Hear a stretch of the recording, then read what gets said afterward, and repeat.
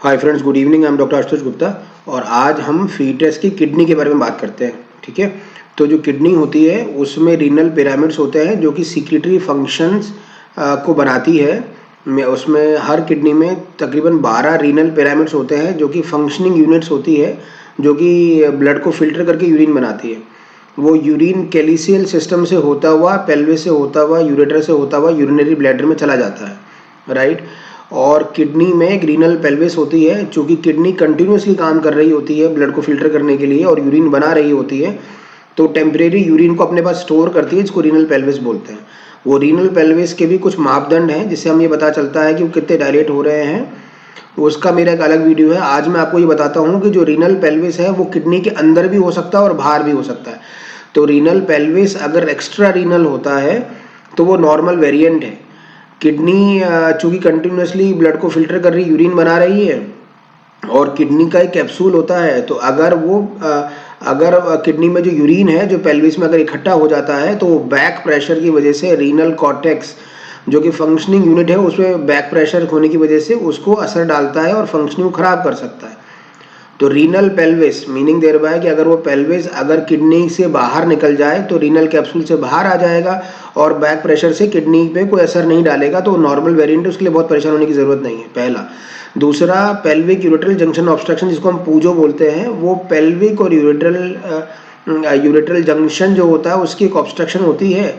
और चूंकि kidney urine बना ही रही है तो उसकी वजह से पूजो की वजह से जो कैलिसियल डायलेटेशन हो जाती है, तो पहले मेजर होती है, मेजर कैलिसियल डायलेटेशन होती है, फिर माइनर कैलिसियल डायलेटेशन हो सकती है और फिर बैक प्रेशर चेंजेस हो सकती हैं।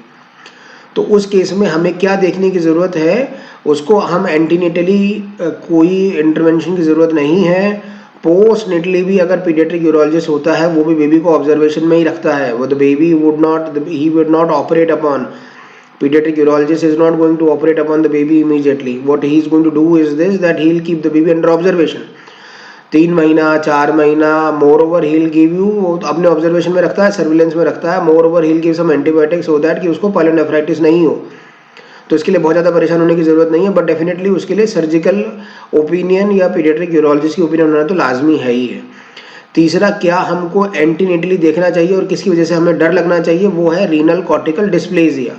तो रीनल कॉर्टेक्स जो फंक्शनिंग यूनिट है उसकी थिकनेस, इसको रीनल कॉर्टिकल थिकनेस बोलते हैं, और उसमें कोई सिस्ट तो नहीं बन रही है, इसका मतलब रीनल कॉर्टिकल थिकनेस और रीनल कॉर्टिकल सिस्ट अगर वो बन रही होती हैं तो वो सिनिस्टर हो जाती हैं। तो मैं आज आपको तीनों केस ये दिखा देता हूँ। ये पहला केस है, इसको देखिए। तो ये बायलेटरल एक्स्ट्रा रीनल पेल्विस हैं, दोनों किडनी दिखाई दे रही हैं और किडनी के अंदर का आप ध्यान से देखिए तो आपको वो इंट्रा रीनल पेल्विस दिखाई दे रही है, जिसको अगर आप मेजर करिए तो 3 मिलीमीटर या 4 मिलीमीटर की होती है, which is a normal thing to happen. लेकिन बायलेटरल जो रीनल पेल्विस हैं वो बाहर एक्स्ट्रा रीनल हैं, ठीक है। वो 10 मिलीमीटर हो या 11 मिलीमीटर हो तो उसको हाइड्रोनेफ्रोसिस कहना भी गलत होता है, वो एक नॉर्मल वेरिएंट है।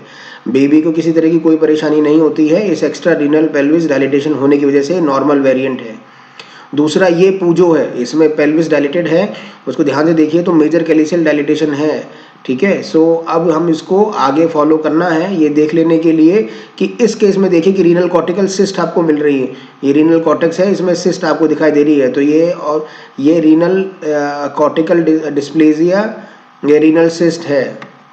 रीनल पेल्विस को एपी में एंटीरियर पोस्टीरियर में ही मेजर करना है। एपी डायमीटर 20 हफ्ते के नीचे 4 मिलीमीटर से कम होना चाहिए, 28 हफ्ते के नीचे 7 मिलीमीटर से कम होना चाहिए, at any period of gestation 38 हफ्ते तक 10 मिलीमीटर के नीचे होना चाहिए, पहला। दूसरा, इंट्रा और एक्सटर्नल पेल्विस को हमको देखना है। एक्सटर्नल पेल्विस बिल्कुल नॉर्मल वेरिएंट है, अगर हाइड्रोनेफ्रोसिस मिल रही है तो भी इस बात से कोई फर्क नहीं पड़ता है कि वो उसकी कितनी डायलिटेशन है, वो तो मुझे पता ही है कि वो आप पूजो है, ये एक ऑब्स्ट्रक्शन है ही है। तो रीनल पेल्विस की जो डायलिटेशन है वो मुझे पता है बड़ी मिलेगी। मुझे मेजर कैलिसियल डायलिटेशन देखनी है, माइनर कैलिसियल डायलिटेशन देखनी है, फिर मुझे रीनल कॉर्टिकल थिकनेस और रीनल कॉर्टिकल सिस्ट देखनी है।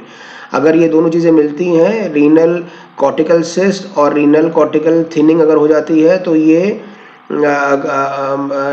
सिनिस्टर हो जाता है। तो मतलब देन वी कैन एक्सपेक्ट कि बेबी की किडनी में कोई खराबी फंक्शनिंग की हो सकती है। अदरवाइज अगर इस ऑब्स्ट्रक्शन को हम रिलीव कर देते हैं, अगर है ना, after the baby is born, so meaning there by that we need not to deliver the baby preterm, पहला we should go up to 38 weeks.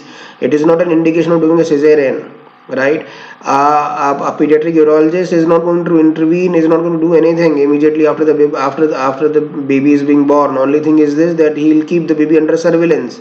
Moreover, he'll give some antibiotic. He'll give some due time to the fetus or to the baby to recover all these things on its own. Once it doesn't recover, then he'll do a pigtail catheter. वो अपने surgical एक procedure वो करता है जिसकी वजह से वो ऑब्स्ट्रक्शन को रिलीव कर देगा, राइट? ये तीनों चीज़ें की डिफरेंशिएशन इम्पोर्टेंट है, और हम इसी तरह से और किस चीज़ को देखना और कैसे फॉलो करना ये भी इम्पोर्टेंट है, right? Thank you very much for your patient listening.